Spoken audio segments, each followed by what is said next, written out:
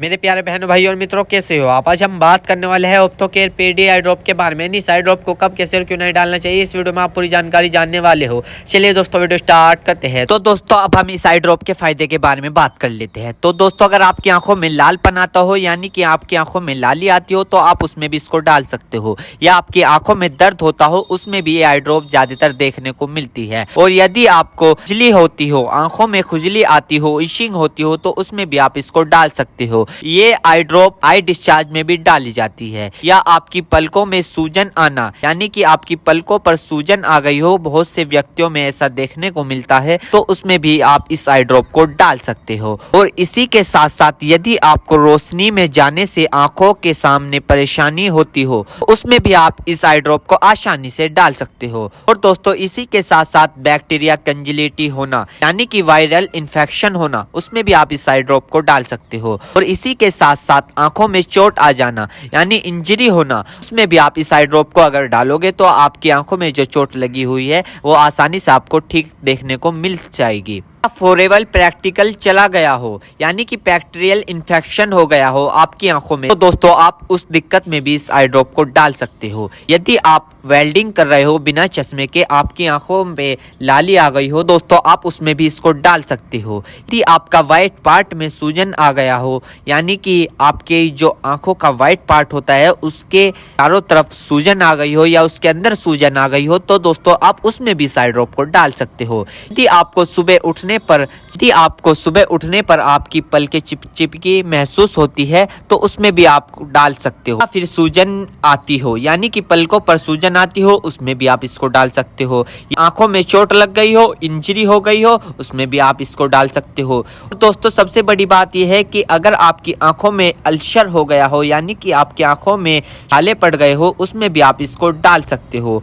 इसी के साथ साथ आपके व्हाइट पार्ट में रेडनेस आ गई हो, यानी कि व्हाइट पार्ट पर लालीपन आ गई हो, उसमें भी आप इस आई ड्रॉप को डाल सकते हो। और दोस्तों ये कॉन्सेटिविटी में भी काफी फायदेमंद देती है। और इसी के साथ साथ आंखों में खुजली आना, उसमें भी ये काफी मदद करती है आपको। अगर आप इस आई ड्रॉप को डालोगे, अन्य प्रकार का बैक्टीरिया इन्फेक्शन हो, उसमें भी आप इसको डाल सकते हो। और इसी के साथ साथ यदि आप वेल्डिंग वाला काम करते हो बिना चश्मे के, आपकी आंखों में लालीपन आ गई हो, उसमें भी आप इसको डाल सकते हो। या आंखों में इंजरी हो गई हो, उसमें भी आप इसको डाल सकते हो। और तो ये थे इस आई ड्रॉप के फायदे, यानी कि अगर आप इन दिक्कतों में इस आई ड्रॉप को डालोगे तो आपकी ये दिक्कतें रिमूव हो सकती है, यानी कि खत्म भी हो सकती है और आपको धीरे आराम भी मिल सकता है। दोस्तों अब हम बात कर लेते हैं इस आई ड्रॉप को कब, कैसे और कहां डालना चाहिए। दोस्तों इस आई ड्रॉप को आंखों में लाने से पहले अपने हाथों को अच्छे तरीके से धो ले और यह निश्चित कर ले कि आपकी जो आई ड्रॉप की नोब है, ऊपर जो टिप है, उसको आप टच ना करें। यदि आप उसको टच करोगे तो उसके अंदर बैक्टीरिया चला जाएगा।